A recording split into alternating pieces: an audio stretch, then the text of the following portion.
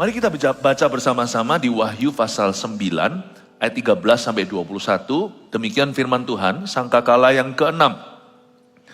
Lalu malaikat yang ke-6 meniup sangkakalanya dan aku mendengar suatu suara keluar dari keempat tanduk mezbah emas yang di hadapan Allah.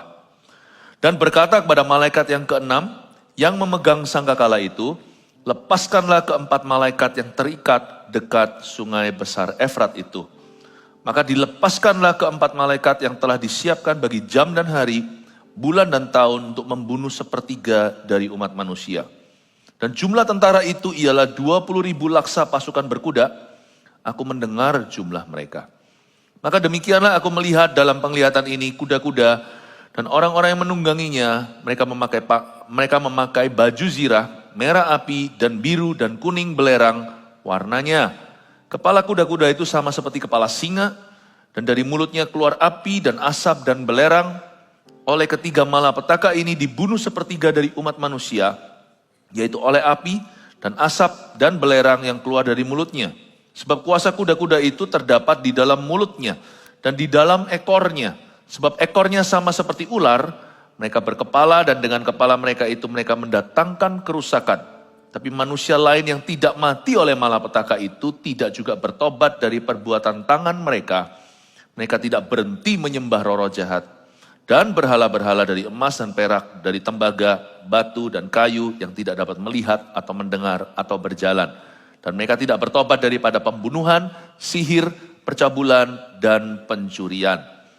Topik ibadah terakhir, bumi nyaris binasa di 3,5 tahun terakhir masa antikristus. Kita melompat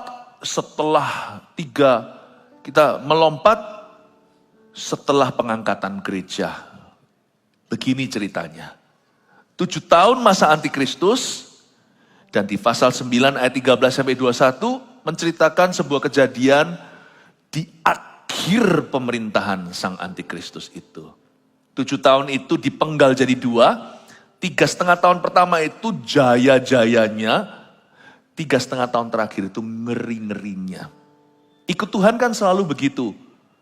Tuhan itu beritahu kita terus terang di depan. Pikul salib sangkal diri, tapi manisnya di belakang. Ikut setan, dikasih manis-manis di depan, pahit belakangnya. Apalagi setan suka menipu. Jadi di akhir pemerintahan sang antikristus, 3,5 tahun terakhir 7 tahun pemerintahannya, jangan bingung. Bumi itu hampir bumi hangus. Untung Tuhan persingkat pemerintahannya karena orang ini jahat. Tapi juga Tuhan persingkat waktunya supaya dunia ini tidak kena 100% murka Allah karena manusia semakin bejat. Kalau Anda kira bumi ini jadi lebih baik nanti, tidak. Kita harus tahu sejarah dunia akan berakhir pada penghukuman kekal. Tapi bukan sejarah hidup manusia yang mau percaya pada firman Tuhan. Bumi nyaris binasa gimana? Ayat 13 kita baca satu persatu, saya bahas. Lalu malaikat yang ke-6 meniup sangkakalanya. Dan aku, Yohanes ini di Pulau Patmos ketika dapat wahyu. Aku mendengar suatu suara keluar. Suara Tuhan tentunya. Suatu suara keluar dari keempat tanduk mezbah emas yang di hadapan Allah. Apakah mezbah emas yang di hadapan Allah ini? Ada 4 tanduknya. Ini mezbah doa. Dulu-dulu saya pernah ajarkan kepada jemaat. Entah Anda ingat atau Anda lupa. Mezbah doa itu berbentuk seperti kota. Ada 4 tanduknya. 4 tanduknya. Ini mezbah doa di perjanjian lama, di kemah pertemuan. Dan dia melihat sesuatu yang mirip di sorga. Sebagai simbol doa umatnya. Ternyata di tengah-tengah keempat tanduk mezbah emas yang di hadapan Allah. Keluar suara. Kitab Wahyu bicara tentang akhir zaman. Tapi juga bicara tentang kehidupan kita sekarang. Prinsipnya tidak berubah. Allah selalu bersuara lewat doa umatnya. Selalu gitu. Orang yang berdoa yang dengar suara Tuhan. Udah gitu aja simpelnya. Suara Tuhan itu paling terdengar di dalam ruang doa. Udahlah, dibolak-balik, prinsipnya selalu begitu. Suatu suara keluar dari keempat tanduk mezbah doa. Mezbah emas ini adalah the altar of incense, bahasa Inggrisnya, atau meja mezbah kemenyan. Di sorga tapi ya, jangan pegang kemenyan di dunia. Doa itu yang simple aja dalam nama Yesus, gak usah pakai terlalu banyak benda, nanti jadi berhala. Tapi inti dari ayat 13 ini, semua kejadian di muka bumi dan rencana Allah selalu mengendarai doa umatnya. Tidak pernah Tuhan hendak melakukan sesuatu di bumi tanpa terlebih dahulu bersuara kepada para nabi. Aku tidak akan melakukan sesuatu kecuali mewahyukan kepada nabi-nabiku dulu. Berarti sebelum Tuhan melakukan apa-apa di dunia, selalu Tuhan itu akan menggerakkan doa umatnya. Segala sesuatu yang terjadi di kitab Wahyu, semua itu dari waktu ke waktu Anda lihat di kilometer berapa, selalu ada doa martir, doa umat Tuhan, doa mereka yang keluar dari sengsara besar. Mereka yang pakai baju atau jubah putih dan pegang palem di tangan, doa mereka seruhan dari bawah mezbah, orang-orang yang telah menderita, orang-orang yang telah membasuh jubahnya dengan darah anak domba, orang-orang yang mati karena iman mereka, karena kesaksian mereka yang disiksa karena firman, selalu ada seruan. God will not do anything in your life before you pray. Dan tidak pernah Tuhan melakukan kebangunan rohani atau mengubah keluarga seseorang tanpa terlebih dahulu ada seseorang yang membangun mezbah yang runtuh. Elia ketika membawa bangsa Israel kembali hatinya kepada Bapa, kepada Allah Israel, dia bangun dulu mezbah dengan 12 suku diwakili di mezbah itu. God will not do anything in your life before you seek His face. Dan termasuk kejadian di kitab Wahyu, semua petajaman tadi itu, kalau Anda lihat ya, itu selalu digerakkan oleh doa. Karena Allah sekalipun maha kuasa dan dia daulat, dia tidak butuh siapa-siapa, tapi Tuhan kita itu selalu menggandeng umatnya untuk berdoa sebelum kejadian di dalam zaman akhir ini. Suatu suara keluar dari keempat tanduk mezbah emas yang di hadapan Tuhan. Suara Tuhan itu terdengar di altar doanya. Kapan terakhir Anda doa sungguh-sungguh, saudara? Kapan kita luangkan waktu? Kalau enggak nanti kita enggak akan mengalami tuntunan Tuhan. Akhir zaman ini kita butuh tuntunan. Sangat mudah kita disesatkan. Sangat mudah kita itu tidak masuk dalam rencana Allah. Apalagi dunia semakin jahat. Mau ngomong tentang kejadian-kejadian petajaman, itu informasi belaka. Kalau kita tidak hidup di dalam kasih karunia, ada suara yang keluar dari keempat tanduk mezbah emas yang di hadapan Allah. Bangun mezbah doamu. Ini zaman akhir, this is the end times.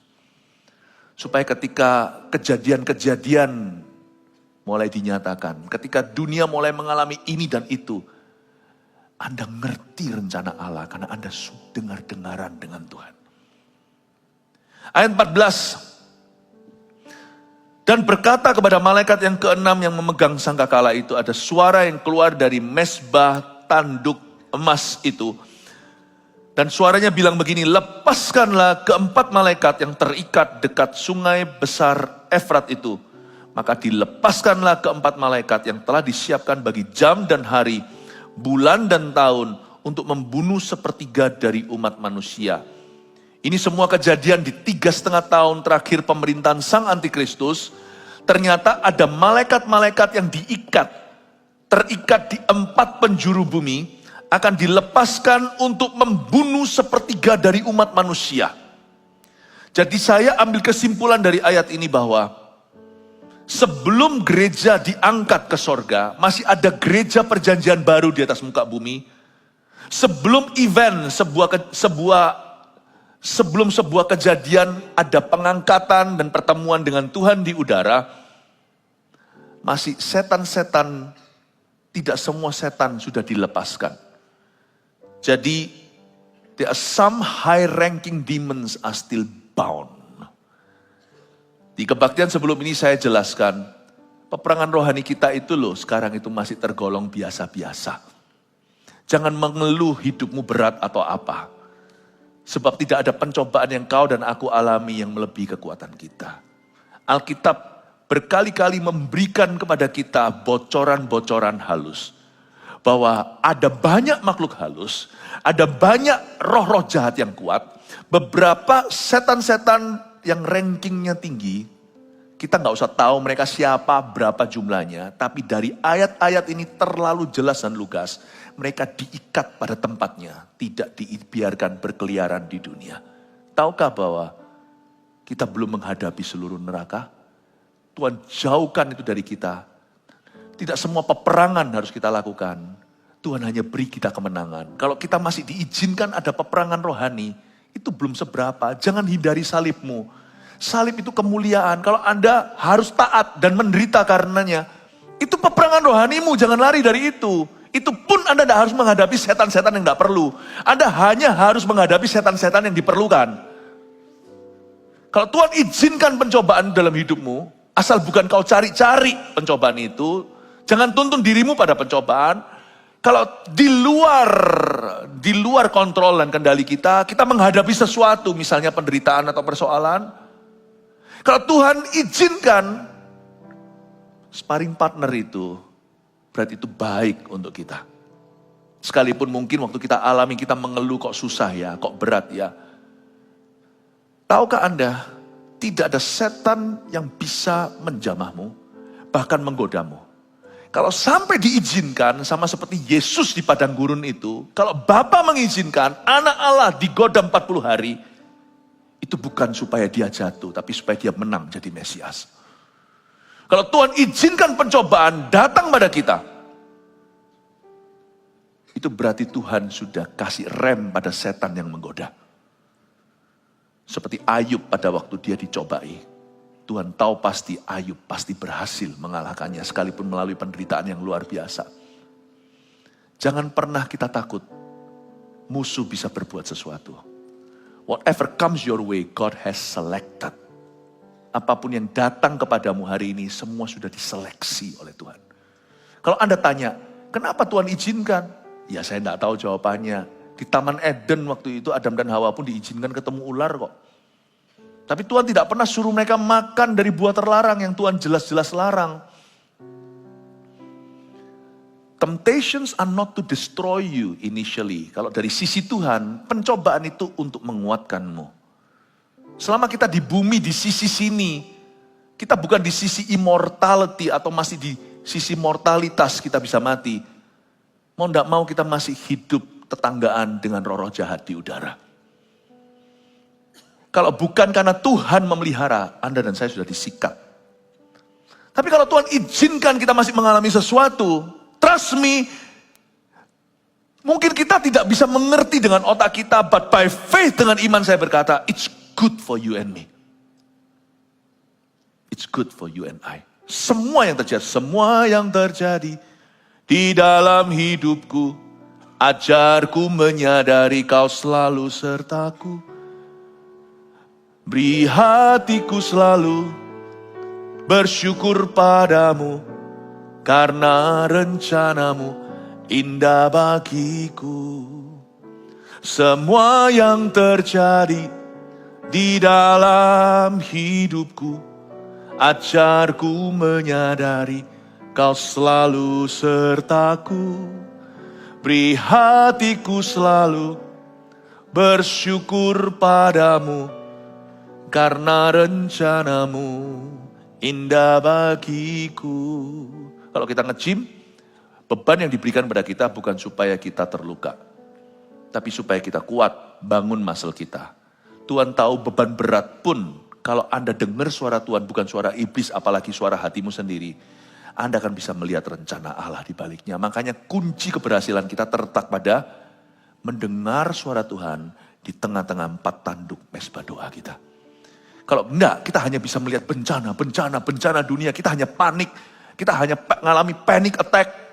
Kita hanya mengalami serangan fajar. Kita tidak bisa melihat rencana Bapa. Tapi orang yang mendengar suara Allah, karena dia bangun mezbah doa, sekalipun dia alami persis dengan tetangganya, kalau hujan ya hujan, dia juga basah. Mana pernah Anda lihat, sebelah Anda itu bukan Kristen, rumahnya sini Kristen, lalu habis itu sana hujan kuyup, sini kering jemuran. Sama-sama kuyupnya, tapi yang satu akan mengalami rencana Tuhan yang ajaib, yang satu tidak. Kuncinya di mana? Hubungan dengan Allah. Kuncinya di mana? Kuncinya di kehidupan doa. Kunci kemenangannya di mana? Mendengarkan suaranya, bukan dengar suara sendiri yang seringkali menipu. Apalagi dengar suara setan.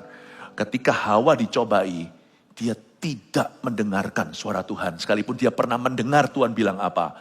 Dia lebih mendengarkan suara si ular itu. Apakah Tuhan berkata, kalau kamu makan ini, tidak boleh ya. Karena Tuhan tahu kalau kamu makan, kamu akan menjadi seperti dia. Kamu tahu segala sesuatu. Tuhan simpan yang terbaik dari kamu. Tuhan bilang jangan, karena Tuhan mau kamu terbatas kemerdekaan. Tuhan mau ambil kebebasanmu. Kamu tidak free whatever you want to do. Tuhan tidak mau kamu happy. Nggak fun ikut Tuhan. Ini nggak boleh, itu nggak boleh. Ini jangan, itu jangan. Kita mulai terpengaruh. Disitulah mulai jatuh. Lalu belum lagi si Hawa dengar suara sendiri. Iya. Kenapa saya tidak pernah mikir gitu? Apalagi buah itu kan sedap dilihat. Yam pasti enak itu. Mau aku jatuh. You see, pencobaan, penderitaan, apapun tidak bisa memisahkan kita dari kasih Kristus. Yang bisa memisahkan kita dan membuat kita jatuh adalah dengar suara sendiri dan dengar suara setan. Whose voice are you hearing nowadays? Suara siapa yang kau dengarkan hari-hari ini? Suara TikTok? Suara orang gak jelas? Sumber-sumbernya tanda tanya? Narasumbernya sendiri yang melempar-lemparkan juga lu gak tahu hidupnya. Suara siapa yang kau dengar? Instagram? Hati-hati. Di ayat 13 dan 14 dengan jelas, suatu suara keluar. Ini akan membuat perbedaan orang yang menang di akhir zaman dan orang yang akan ditelan akhir zaman. Are you an overcomer? Are you more than a conqueror? Apakah engkau lebih dari pemenang atau jadi korban zaman? Which one are you? Yang mana dirimu? Suatu suara keluar dari keempat tanduk mezbah emas.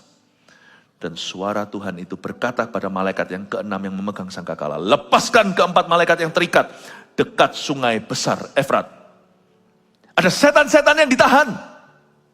Saya nggak usah ulang kebaktian tadi, dengar sendiri. Saya singgung Kejadian 6 dan Yudas 6.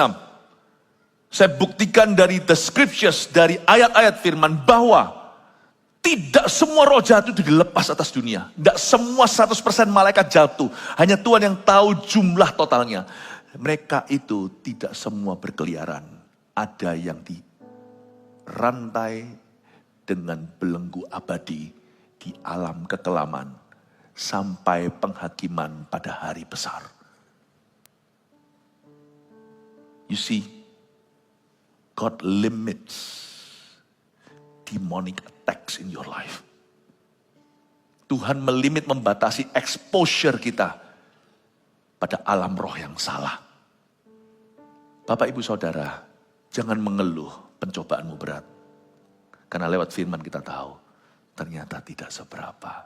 Semua paslah, 11-12, kita 12-nya. Amin. Sekalipun orang berkabung pun menderita, sedih pun, saya melihat kekuatan Tuhan. Sekalipun orang ditinggal meninggal dunia oleh seseorang yang dia kasih, bahkan yang dia butuhkan, tulang punggung keluarga atau apa. I always see God's grace is sufficient for those who suffer. Saya selalu melihat kasih-Nya selalu cukup bagi orang yang menderita. Tapi kita tidak cari penderitaan, tapi kalau kita alami, jangan kau tawar hati. Tapi saya jelaskan di sini, keempat malaikat itu ditahan. Ini roh-roh setan. Lepaskanlah keempat malaikat yang terikat dekat sungai besar Efrat. Katakan sungai Efrat. Nah sekarang saya jelaskan sungai ini. Karena ini ada hubungannya dengan akhir zaman setelah pengangkatan gereja Tuhan. Dan di ujung akhir pemerintahan Sang Antikristus 7 tahun itu. Khususnya di 3,5 tahun penggalan kedua. Dari masa pemerintahannya. Sesuatu terjadi dengan sebuah geografi. Di suatu lokasi namanya Sungai Efrat. Akan terjadi suatu fenomena yang dahsyat. Sungai itu kan dikeringkan. Nanti ini kejadiannya bukan sekarang. Sungai itu dikeringkan menuju World War III atau Perang Dunia Ketiga yang sesungguhnya, yang bukan dipicu dengan sekarang ini yang terjadi di Timur Tengah, bukan. Ini belum, jadi teruslah bekerja, teruslah kerjakan talentamu. Yang mau merit tetap pilih tanggalnya, konseling pranikah. Yang mau kuliah selesaikan sampai S1, S2 dan seterusnya, tidak usah khawatir. Sebelum pengangkatan, terus jalan. Kalau sudah diangkat, ya sudah bersama dengan Tuhan. Oke, katakan Sungai Efrat. Lepaskanlah keempat malaikat yang terikat dekat Sungai Besar Efrat. Sungai Efrat itu terletak di sentral Irak. Kalau Anda lihat hari ini di peta, itu membelah bagian itu Irak gitu. Kalau Anda lihat Israel ya, misalnya dari sini ini Israel, dia ke kanan situ yang mulai Tan Afghanistan segalanya, itu Irak, Iran dan seterusnya, terusin lagi itu Southeast Asia atau Asia Tenggara, masuklah terlebih dahulu India, bla bla bla, lalu habis itu ada Thailand, Vietnam, Indochina, lalu turun Indonesia, Malaysia dan semua peta modern yang kita kenal sekarang. Jadi Sungai Efrat ini sangat bersejarah karena asosiasi sungai ini adalah pada waktu awal mula Tuhan menciptakan dunia. Ada 4 sungai di kitab Kejadian, salah satunya sungai keempat namanya Efrat. Sungai satu itu interesting sekali, namanya Sungai Pison. Sungai Pison itu ada emas tulen di sana, emas yang bagus, emas tua di sana.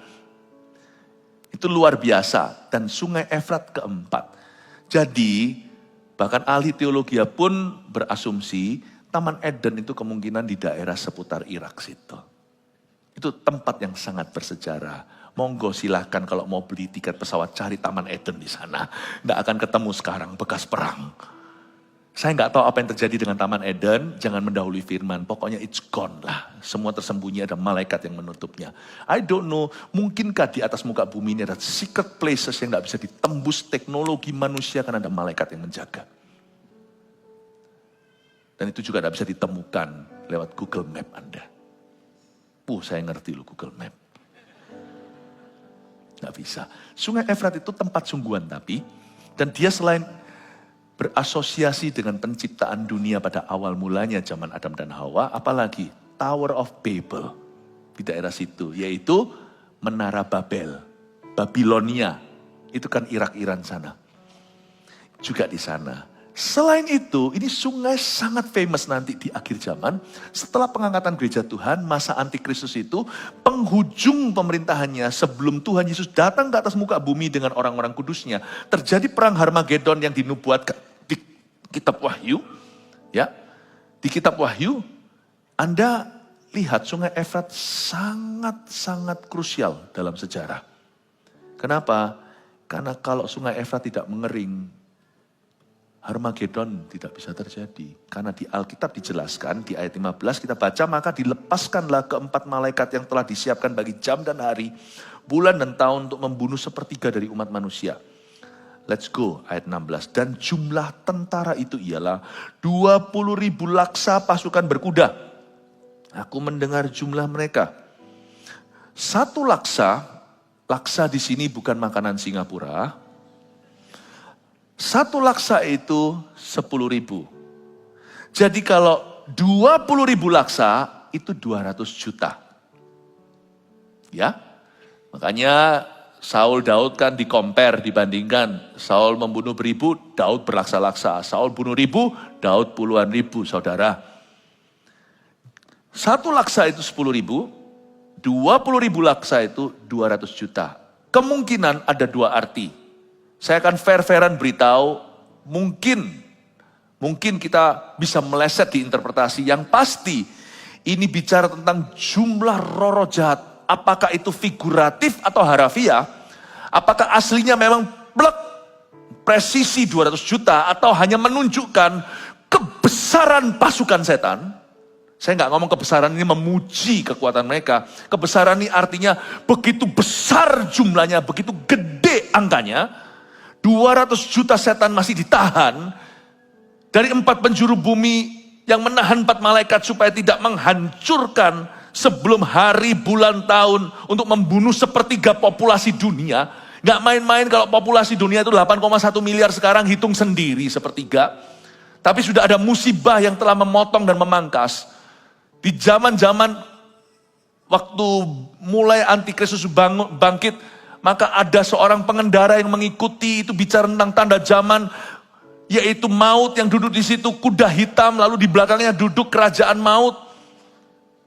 Maka bumi mati 1/4, kalau hari ini aja kita pakai kurs sekarang, 8,1 miliar berarti potong 2 miliar, 2 miliar orang mati dalam 3,5 tahun. Bisa bayangkan baunya sedunia. Kemana tuh dikuburnya? Sesudah itu mati 1/3 lagi. Di pasal 9 tadi di awal-awal dikatakan mati 1/3. Di pasal 8 juga mati 1/3 dari orang-orang yang ada. Di pasal 9 di pasal 9 bukan di pasal 8. Lalu banyak orang 1/3 lagi, dipotong lagi 2 miliar lagi. Kalau sisa 6 miliar, potong 1/3 ya 2 miliar lagi. Coba sisa, misalnya kalau sekarang 4 miliar, karena ini kan bertubi-tubi murka Allah dicurahkan di zaman di mana tidak ada lagi doa syafaat. Tidak ada lagi hamba-hamba Tuhan yang kudus.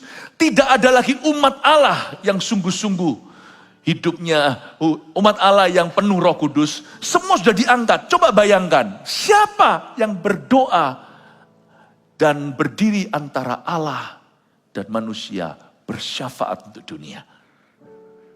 Misalnya tinggal 4 miliar, potong lagi 1/3 buat mati. Mereka membunuh 1/3 dari populasi. Hitung sendirilah. Jadi nanti itu ya, penduduk bumi itu berkurang terus. Pangkas 1/4, potong lagi 1/3, potong lagi 1/3, itu bunuhnya itu matinya itu, death toll-nya itu gila. Luar biasa. Tiba-tiba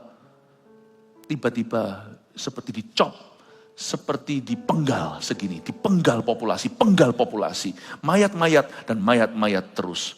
Udahlah, saya tidak berani bayangkan, stres kalau saya bayangkan.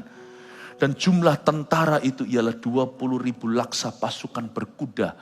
Misalnya kalau itu roh jahat, itu berarti 200 juta roh jahat. Hanya Tuhan yang tahu berapa banyak malaikat jatuh di seluruh bumi ini.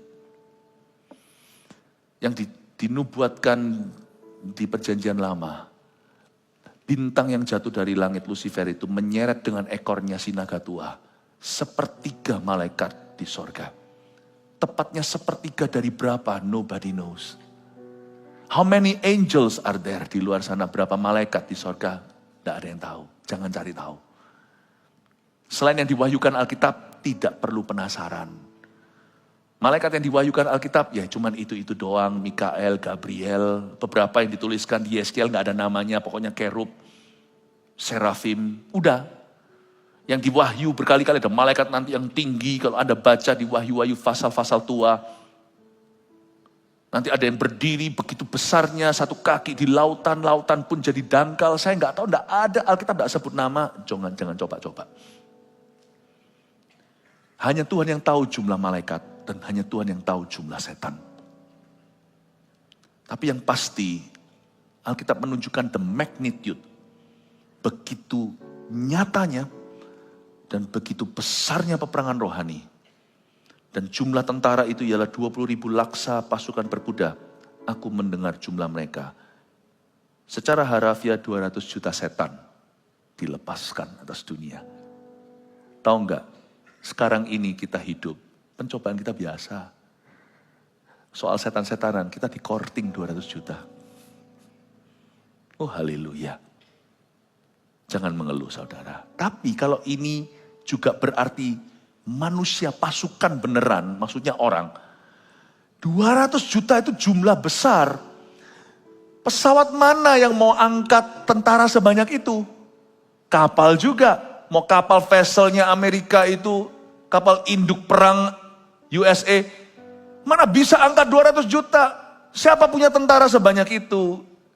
Yang ini bukan secara sentral firman Allah, tapi ini interpretasi. Saya rasa tidak apa-apa kita menerjemahkan sesuatu asal kita tahu pengajaran dasarnya apa, tidak mengubah arti firman. Tapi saya sempat mikir, kalau 20.000 laksa pasukan berkuda itu kejadian sungguhan, perang-perangan, kayaknya hanya Rusia dan China yang bisa gabung tentaranya sebanyak itu untuk pergi ke Timur Tengah. Jadi kalau lihat begini ya, ini interpretasi oke. Jadi ini hanya untuk dekorasi. Prinsipnya udah jelas, saya sudah kasih tadi. Bahwa roh-roh jahat itu ditahan. Jadi pencobaan kita itu biasa-biasa saja.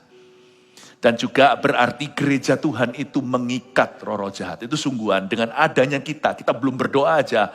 Sudah dipangkas dan sudah betul-betul dikurangi kekuatan musuh-musuh yang tidak kelihatan itu. Makanya kalau gereja diambil penahannya nggak ada, wah kayaknya tiba-tiba merebak semua kuasa kegelapan tersebut. Itu prinsipnya, tapi saya coba untuk melihat kemungkinan-kemungkinannya.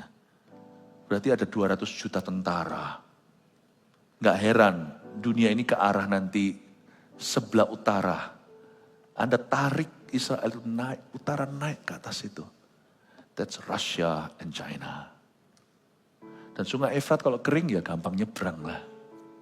Itu Armageddon. Jadi sentimen dunia itu nanti akan begitu. Akan ada persekutuan bangsa-bangsa, yaitu di area-area tersebut. Yang akan semakin kuat di hari-hari kemudian. Jadi jangan Anda heran bahwa dunia ini akan bergerak ke arah sana. 200 juta. Saya kasih sedikit perbandingan pada waktu World War II atau Perang Dunia Kedua, itu total dimobilisasi tentara yang perang adalah dari dua sisi ya, dari sekutu maupun dari musuh, Jerman, Jepang, Itali melawan Eropa, Inggris, Amerika, Prancis segalanya, World War II atau Perang Dunia Kedua, 127,2 juta tentara dimobilisasi. Perang Dunia Armageddon, nopek tiao. Cuma dalam waktu 3,5 tahun. Dalam waktu sekejap, bukan 3,5 tahun. Itu ujung pemerintahnya. Coba bayangkan, di peperangan dunia yang kedua, casualty atau jatuh korban berapa? 74 juta jiwa. Termasuk civilian atau termasuk rakyat, termasuk orang-orang civilian itu apa?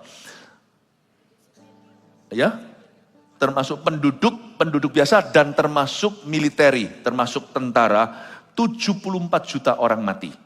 Nggak ada apa-apanya dibanding nanti perang dunia yang itu satunya. Tapi jangan Anda kira perang dunia 3 sudah terjadi sekarang karena kejadian dengan Iran. Belum, gereja masih di sini. Mau tahu jam dindingnya? Church is still here. No World War III. Oh haleluya, kasih tepuk tangan untuk Tuhan. Saya lihat bahwa kita lihat ayat 17, maka demikianlah aku melihat dalam penglihatan ini kuda-kuda dan orang-orang yang menungganginya. Mereka memakai baju zirah, merah api dan biru dan kuning belerang. Warnanya kepala kuda-kuda itu sama seperti kepala singa. Dan dari mulutnya keluar api dan asap dan belerang.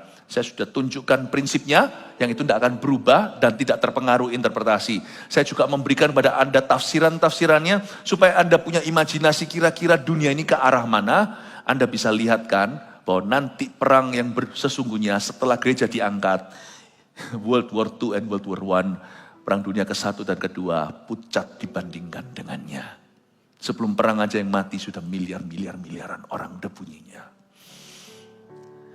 Ayat 18, oleh ketiga malapetaka ini dibunuh sepertiga dari umat manusia, hitung sendiri, yaitu oleh api dan asap dan belerang yang keluar dari mulutnya, sebab kuasa kuda-kuda itu terdapat di dalam mulutnya dan di dalam ekornya. Sebab ekornya sama seperti ular, mereka berkepala dan dengan kepala mereka itu mereka mendatangkan kerusakan. Saya tidak perlu ulangi, di kebaktian sebelumnya saya jelaskan tentara roh jahat itu seperti apa. Bagaimana setan itu menghendaki tubuh, setan itu selalu mengingini ada badan.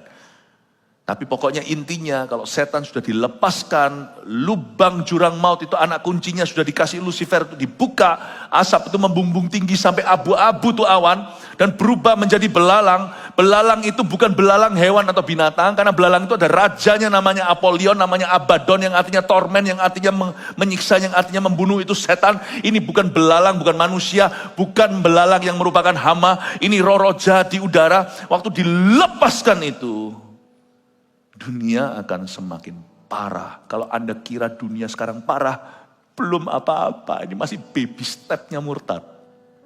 Kenapa? Karena masih ada jemaat. Mau murtad dicari, diajak ke CG. Susah, semua orang murtad. Ada yang mau pakai kuasa kegelapan, di area itu tidak mempan. Karena di neighborhood tetangganya, semuanya berdoa syafaat. Nggak bisa. Tapi kalau gereja cabut, wah, Tuhan memberikan anak kunci ke lubang jurang maut. Keluarlah roh-roh jahat itu. The activity of demons zaman itu akan luar biasa. Sekarang susah.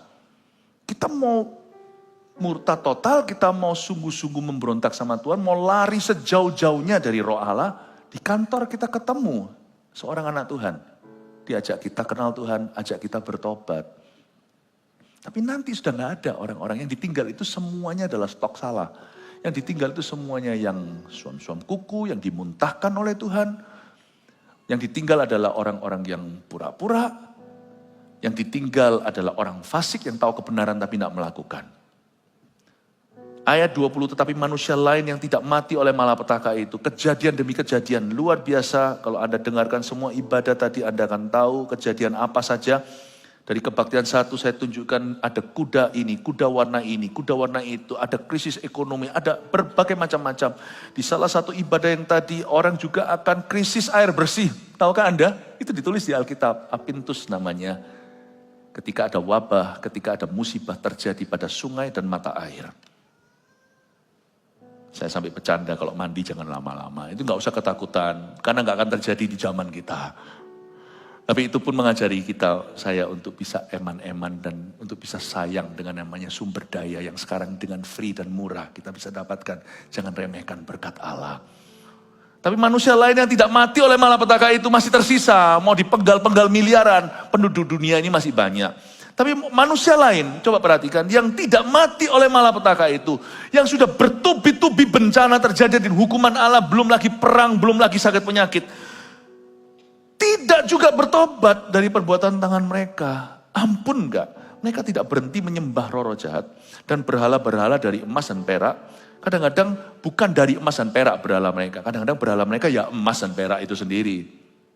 Berhala adalah apapun yang bisa menggantikan tempat Tuhan dalam hidup kita. Kadang-kadang berhala itu dibuat dari emas perak. Wujud sesuatu yang kita sembah. Tapi kadang-kadang gak ada wujudnya ya emas perak itu. Ketika kita menganggap uang lebih penting dari Tuhan. Dari tembaga, batu, dan kayu yang tidak dapat melihat atau mendengar atau berjalan ayat 21. Ternyata manusia gak bertobat. Kalau kita kira dengan dipukul berkali-kali oleh Tuhan, manusia jerah, salah. Manusia itu bertobat karena meresponi Tuhan. Karena ketika Tuhan panggil, dia lembutkan hatinya. Manusia bertobat itu karena karya Roh Kudus. Nanti di zaman murka, setelah gereja tiada, manusia ternyata gak jerah, dikasih bisul, kasih ini, tetap tidak mau berubah. Jadi saya mau beritahu pada Anda satu kebenaran sederhana. Di hari ketika hatimu tiba-tiba ingin bertobat, responi. Saya tadi barusan ketemu sama satu orang, tentunya saya gak akan pernah sebut nama yang ginian. Sudah selingkuh, tiba-tiba suatu hari rindu sama Tuhan. Loh kok orang selingkuh kok bisa rindu sama Tuhan? Nyalakan YouTube, ketemu saat teduh bersama. Terima Yesus, nubuatannya persis kena, mana gua tahu siapa yang menonton, ya kan? 2 kali, sekali nubuatan untuk hubungannya, untuk keluarganya, sekali nubuatan untuk pekerjaannya yang sudah bangkrut gara-gara dosanya. Dipulihkan, tadi ketemu sama saya khusus untuk berterima kasih. Saya bilang terima kasih Tuhan, toh saya tidak tahu ini. Saya beritahu, untungnya saudara kita ini ikuti dorongan hatinya waktu dia rindu sama Tuhan. Meskipun dia lagi berlumuran dosa, dia tidak tepiskan itu karena kerinduan untuk bertobat itu dari Roh Kudus. Karena ternyata dipukuli berkali-kali dihajar, orang juga gak bertobat. Tobat itu bukan karena kapok atau jerah. Tobat itu karena meresponi Roh Kudus saat dia bekerja di hatimu. Kalau di hati Anda ada kerinduan untuk dibaptis, baptis. Karena itu tidak datang kembali 2 kali. Kalau kerinduan Anda untuk melayani, aku ingin memberi diri, aku tidak mau begini-begini, itu diresponi. Jikalau hari ini kau mendengar suara Tuhan, jangan keraskan hatimu seperti di Marah dan Meriba. Sebab sekali hatimu keras membatu seperti hati Firaun, susah. Anak sulung mati pun dia tidak jerah.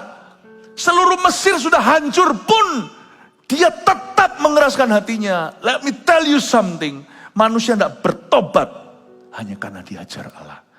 Tapi kalau Anda bisa merasakan kasih Allah, bertobatlah. Kalau hatimu rindu pada Tuhan, responilah. Karena berarti Roh Kudus ketuk pintu. Yesus kalau ketuk pintu jangan berkata, nanti juragannya nggak di sini. Nanti ya. Emangnya Tuhan Yesus itu bellboy di hotel, ting tong, atau housekeeping, atau room service. Lalu kita bisa tekan mungkin lewat speaker atau lewat lubang jendela itu kita berkata, Pak kembali lagi ya setengah jam. Baik Pak. Tuhan bukan yang merapikan kamarmu, Tuhan itu daulat. Roh Kudus itu seperti angin. Kalau lagi bertiup jangan berkata, tunggu. 5 menit lagi ya tiup. Nah tentu dia bertiup.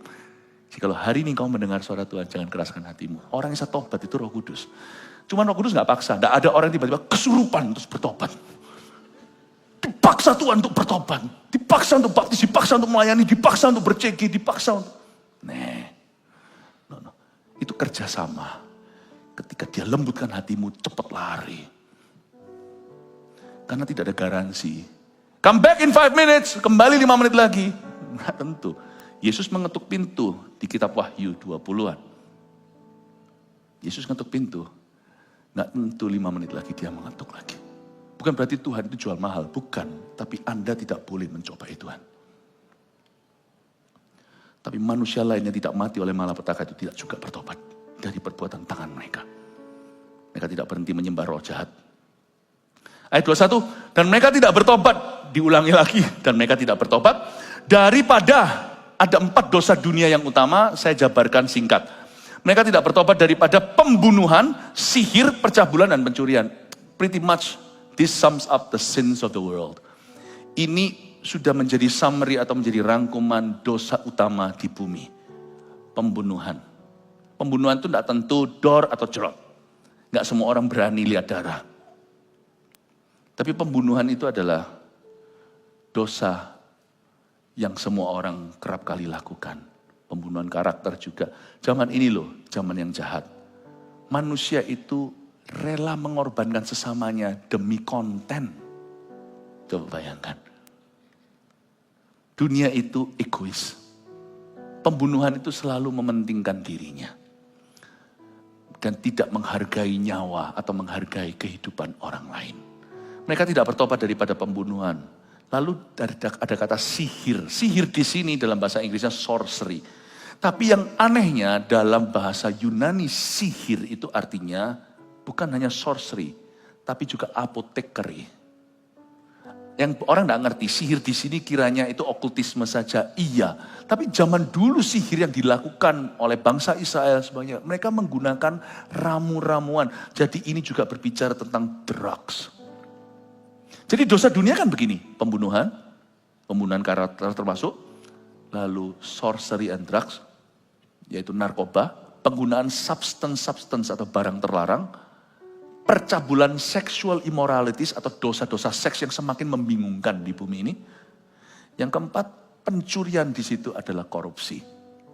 Ini dosa dunia. Dan di sini ayat 21 Tuhan berkata, sekalipun bumiku antem berkali-kali, mereka tetap kembali ke favorit mereka. Bunuh, sihir, candu, cabul, dan curi. Dunia tidak bertobat. 3 poin saja sebagai penutupan, saya kasih sebagai review apa yang kita pelajari. Ini prinsip bukan tafsiran, kalau ini aplikasi dari Roh Kudus for you and me. 1, bumi ini belum binasa, karena masih ada Tuhan yang menjaga dan menahannya. Coba ya, Kalau Anda lihat semua ini, heran aku, kok enggak bumi hangus ya? Kalau Anda baca dari pasal-pasal sebelumnya, wow, bencana alam yang enggak alami, yang enggak masuk akal terjadi. Perang, belum lagi kejahatan daripada sang antikristus dan nabi palsu. Semua orang kudu dibunuh, partnernya sendiri dibunuh. Ada seorang wanita yang menunggangi the beast atau menunggangi sang binatang itu. Itu orang-orang yang selama ini